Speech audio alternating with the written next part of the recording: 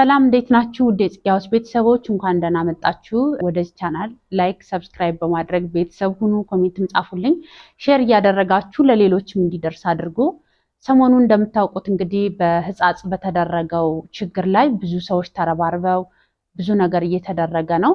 ከዛም ባሻገር ደብረ ብርሃን ላይ ያሉ ቤተሰቦቻችንም እንዲሁ በችግር ላይ ነው ያሉትና ደብረ ብርሃን ላይ ያለው ነገር ቆየት ብሏል። 1-5 ዓመት ሆኖታል ባልሳሳት። ግን ብዙ ልጆች ከዚህ በፊትም ብየዋለሁ፣ እነ መማርን ለምሳሌ አንስቻለሁ። ብዙ ልጆች ተጋግዘው ለመጠየቅ ሞክረዋል። ግን ችግሩ ምንድነው? የሆነ ሰሞን ወሬ እናደርገውና የሆነ ሰሞን ደግሞ ይተዋል፣ ትኩረት አይሰጠውም። ያ ነገር በዛው ይቀጥላል። አሁንም እኔ ላወራ የመጣሁት ህጻጽ ላይ ችግር ደርሷል፣ ደብረ ብርሃን ላይ ችግር ደርሷል፣ ጸለምት ላይ ችግር ደርሷል፣ ሌላ እያልኩኝ ላወራ አይደለም። ምክንያቱም ይሄ ነገር ደጋገም ያሰለቻል። በእርግጥ ግን እኔ እንደ ሀሳብ መስጠት ስላለብኝ ሚዲያ ላይ እንዳለ ሰው ስናወራ ለብዙ ወገኖች መድረስ እንችላለን። አማራውም፣ ኦሮሞ፣ ትግሬውም ተሰባስቦ አንድ መሆን ሲችል ሀሳብን በሀሳብ መሞገት ይቻላል። ልዩነት ይኖራል። አዎ በደንብ አድርጎ ልዩነት አለ። ነገር ግን ኢትዮጵያዊ ሆነን ባህል አለን፣ ካልቸር አለን ብለን የምናስብ ሰዎች የተራበ ሰውን ችግር ላይ ያለን ሰው በመከፋፈል አይደለም። አይ እሱ እኮ አማራ ስለሆነ አያስፈልገውም እርዳታ፣ የራሱ ጉዳይ፣ አይ ትግሬ ስለሆነች አያስፈልገውም፣ አይ ኦሮሞ ስለሆነ አያስፈልገውም ለመባባል ሳይሆን እንደ ሰው ሃይማኖት፣ ብሔር፣ ቀለም ስለማይመርጥ ረሃብ፣ ችግር፣ መከራ ሰው የሆነ ፍጡር ሁሉ ተሰባስቦ አንድ ሆኖ የተቸገረ እንዲረዳ ነው ማሰብ ያለበት ብዬ አስባለሁ። በዛ ላይ አሁን ሰው የመሆናችን ጥያቄ ግምት ውስጥ ገብቷል። ሰው የመሆናችን ማለት ፈጣሪ የፈጠረን በአምሳያው ፈጣሪን ረስተን እኛ በራሳችን በፈጠርነው ዓለም ትግሬ፣ አማራ፣ ኦሮሞ እያልን ብዙዎች ችግር ላይ እየወደቁ ያሉት በራሳችን ምክንያት ነው። ያ ማለት እኛ የፈጣሪ ፍጡር መሆንን ረስተን ለራሳችን ብሔር ለራሳችን የሆነ ነገር እየሰጠን ብዙ ችግሮች ሲደርሱብን ነበረ። አሁንም እየደረሰብን ያለው በዛው ነው። ስለዚህ ጦርነት፣ ችግር፣ መከራ ለማንም አይግጠም። ግን በአንድም ሆነ በሌላ የመጣውን ነገር ተባብረን ደግሞ ለማስተካከል ይቻላል። ግን አይሱ እንትና ነው ሳይባባል የእውነት ህሊና እንዳለው ሰው ፈጣሪ እንደፈጠረው ፍጡር ከልባችን ተመኝተን ማንችል በጸሎት ምንችል በገንዘባችን በሌላም ነገር ሼር ተደራርገን ያን ችግር መቅረፍ እንችላለን።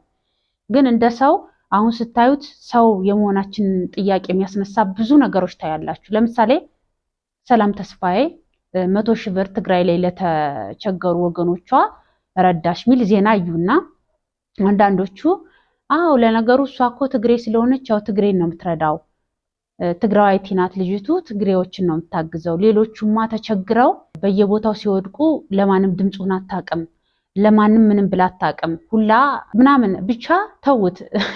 የዛን ነገር እንዳልደግመውና እሷ ከራሷ ብሔር ውጪ ለማንም ድምፁን አታውቅም፣ ምንም ችግር ሲደርስም ባላየ ባልሰማ ነው የምታልፈው ምናምን የሚባል ወሬ ያየሁና ገረመኝ።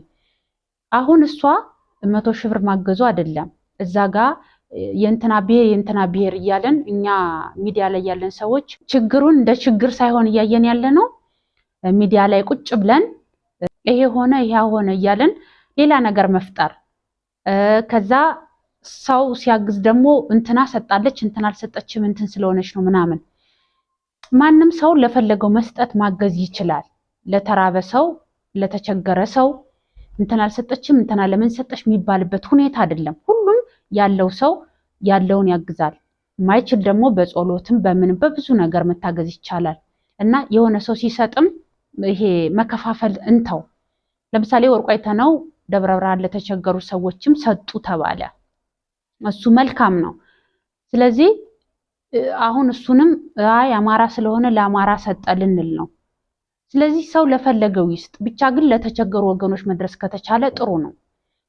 ከዚሁ ሳንወጣ አሁን እንትና ሰጠ እንትና አልሰጠም እንትና አማራ ስለሆነ እንትና ኦሮሞ ስለሆነ እንትና ትግሬ ስለሆነ መባባላችንን ትተን የተቸገሩት ወገኖች ብር ተሰብስቦ በትክክል ደርሷል ወይ? ለነሱ መድረስ ተችሏል ወይ? አሁን የሆነ የሰሞን ወሬ አድርገነው መሀል በዚህም በዛም ተብሎ ለሰዎች እንዲደርስ በትክክል ተጠቃሚ እንዲሆኑ በዛ ነገር ላይ ማድረግ ነው ያለብን። የሰሞኑ ወሬ ሆኖ እነሱ በአጭበርባሪዎች እንዳይበሉ ገንዘባቸው መሀል ላይ እንዳይቀር የኔ ስጋት ነው። ምክንያቱም የሆነ ሰው ሄዶ ያው እንደምታውቁት ታዋቂ ቲክቶከሮችም ይሁን ምን ይሁን እኔ መፍረድ አልፈልግም፣ ግን ብዙ ነገር ሲባል ነበር ከዚህ በፊት እንደምታውቁት አይደለም። ወስደው አሳይተው ቪዲዮ ይቀርጻሉ፣ ከዛ ቀጣይነት የሌለው ነገር ያደርጋሉ ይባላልና ይሄ ትኩረት ተሰጥቶት በህዝቡም ዘንድ አሁን ይሄ ለሚዲያ ሽፋን ለቲክቶክ ቫይራል ለመውጣት ወይ ለዩቲዩብ ምናምን ተብሎ ሳይሆን ትክክለኛ እንደ ሰው የመሆን ጥያቄያችንን ለመፍታት ያ ነገር በትክክል ደርሷቸዋል ወይ?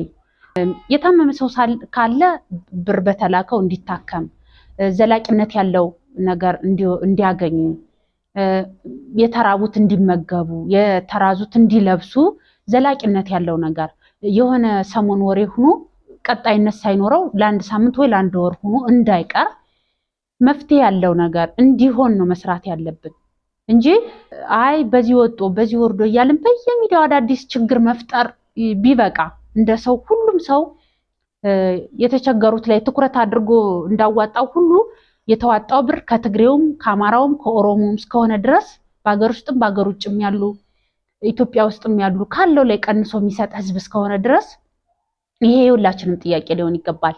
ለምን ሳይሆን እንዴት ተሰጠ፣ ለምን ተሰጠ ማለቱን ትተን የተቸገሩ ወገኖቻችን በደንብ እንዲያገኙ ቋሚነት ያለው መፍትሄ እንዲሰራ ጦርነት፣ ችግር፣ መከራን መቅረፍ እንድንችል እንዴት ሰርተን ደግሞ ከዚህ ቀጣይ ችግር እንውጣ። ልክ በጦርነት ጎበዝ እንደሆነው ሁሉ ደግሞ በስራ በግብርና ሊሆን ይችላል በብዙ ነገር መስራት እንድንችል ደግሞ ጥሩ የሆነ ቋሚ የሆነ ነገር መፍትሄ ነው መስራት ያለብን እንጂ እስካሁን ተጣላን፣ ተጨቃጨቅን፣ ምንም መፍትሄ አላገኘንም። ይሄው ከመራብ ውጭ ምንም አልተገኘም። ትልቅ ሀገር ናት፣ ብዙ ነገር መስራት ይቻላል። ግን አሁንም ቢሆን በዚህ ረሃብና ችግር ውስጥ ስቃይ ውስጥ ያሉ ሰዎችን እንኳን እኛ በብዙ መንገድ እየከፋፈልን እየተቀለድን ያለ ነው። እኔ እንደኔ ማለት ነው። ምክንያቱም እንደዛ ያልኩበት ምክንያት ምን ታውቃላችሁ? በዛ ስትሄዱ ትግሬው አይ እነሱ እኮ አማራ ናቸው፣ ድሮም ቅናተኞች ናቸው፣ እኛ ችግር ላይ ስንወጣ አሁንም ወጣው እነሱም አግዙኝ ይላሉ። በዛም ስትሄድ አማራው አይ እነሱ እኮ ብር አጣው አይደለም ፖለቲካ እየሰሩ ነው፣ ወርቅ እየሸጡ አይደል እንዴ? ይሄ መሆን የለበትም። በቃ አማራ፣ ትግሬ፣ ኦሮሞ መባባልን ትታችሁ ለችግሮች መፍትሄ ፈልጎ ቋሚነት ያለው ነገር መስራት ነው ያለብን እንጂ ያም ያን ይወቅሳል ያም ያን ይወቅሳል። ምንድነው ችግሩ እንዴ? ከመወቃቀስና ከጥላቻ ወጠን እስኪ ህዝብን ካለበት ችግርና መከራ እንዴት ጥሩ የእርሻ መሬት ያለው ሰው አርሶ በግብርናው እንዲዘምን ጥሩ የስራ ነገሮች ላይ ትኩረት እንዲያደርግ እናድርግ። ሁሉም በዛም በዚህም ጥላቻ ብቻ በጎነትን ለምን እንደማንሰራ አላውቅም። አሁን በየቲክታኩ አንዳንድ ሰዎች አይታችኋል፣ ፍቅር ሲጫወቱ ለምን ይመስላችኋል ሰው እየዞረ እየሄደ የሚያየው? በዩቲዩብም በቲክታክ ምንም ብትሉት። ምክንያቱም በየሚዲያው ስትገቡ አስቀያሚና አሰቃቂ ነገር፣ ጭቅጭቅ፣ ስድብ፣ ጥላቻ ስላለ የሆነ ሰው ብሎ አእምሮ የሚያሳርፍበት ሳያምንበትም ቢሆን የሆነ ቻናል ገብቶ ላይክ ያደርጋል ምናምን ብዙ ነገር ይሰራል። ምክንያቱም የሚያስተምር በጎነትን ፍቅርን የሚዘራ ሰው የለም። ሁሉም ስታዩት ለጥላቻ ነው ጉልበቱም ኃይሉን የሚያባክነው ጊዜውን 24 ሰዓት ላይ ከፍተው ሲሰዳደቡ ሲጠላሉ ምናምን አንቺ እንደዚህ እንደዛ።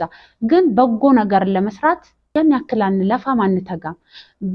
ፍቅር ሲሆን ወይ ሰላም ሲሆን ቼክ አናደርግም አይቀልል ምናምን። ጸብ ሲሆን ግን አንቺ እንትን እና ጥሩ ነገር እንድንሰራ በዛ ላይ ደግሞ እነዚህ ሰዎች አሁንም ትኩረት ተሰጧቸው ዘላቂነት ያለው መፍትሄ እንዲያገኙ መስራት አለብን። ሌላው ደግሞ ይሄ የተዋጣው ገንዘብ በትክክል በደንብ ደርሷቸው እነሱም የተራቡበት የተቸገሩበት የታመሙት እንዲታከሙበት እናድርግ። እውነት ይሄ ለሁላችንም ነው እና ስለምትከታተሉኝ አመሰግናለሁ። ኮሜንት ጻፉልኝ፣ ላይክ አድርጉ፣ ሰብስክራይብ አድርጉ፣ ኮሜንትም ጻፉ፣ ሼር አድርጉት ለብዙዎች እንዲደርስ። ሀሳብ አስተያየታችሁን እጠብቃለሁ። አመሰግናለሁ። ቻው